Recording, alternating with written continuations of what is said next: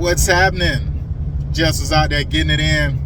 I went and did a courtesy service for a client that's a weed control fertilization client, and he went out of town for about 2-3 weeks, and he hadn't did his first season mow, so his lawn was super overgrown, like 2 to 3 feet, at least 2 feet. It was pretty high, pretty rough. So I called a professional company to come out and take care of it, and I ain't just lead them boys into the wilderness. Of course, I stepped in, I did my thing, and helped out with taking care of the yard.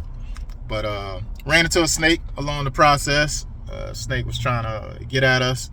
He was weed whacking by the landscape, and it looked like a rat snake popped out. No big threat. I told him, hey, these snakes and all these pests, stuff like that, serve their purpose.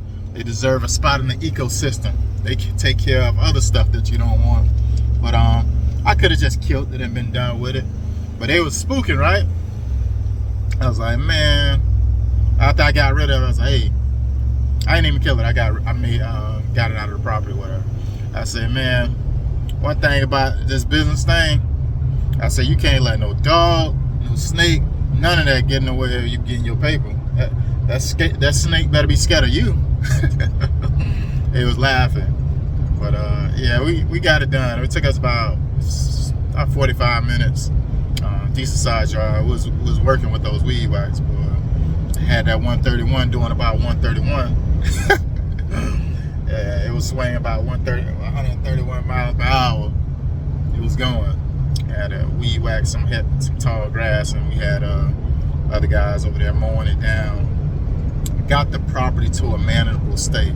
So next time when I go and put the next applications, it'll be more effective because we got these healthy, tall weeds that's just thriving, you know, and putting down like insecticides and things like that.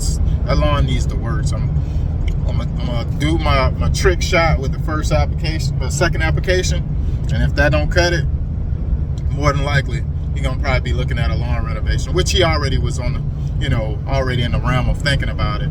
But it's gonna be easy to get that lawn, suggest him a lawn renovation because he was already thinking that's what he needed originally.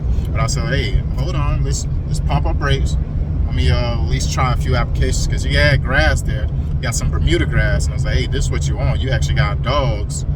If you got Bermuda back here, let me get let's actually reveal what you got under all these weeds, and then we'll be able to work from there. But make it a gradual process and not just jump on a Z, because I could easily just say, yeah, let's just put new sod and start from there. But I try to be mindful and not, try to go for top dollar, because I really want to help people with their issue as far as if they got I want to do what's more cost effective, that's beneficial to the client.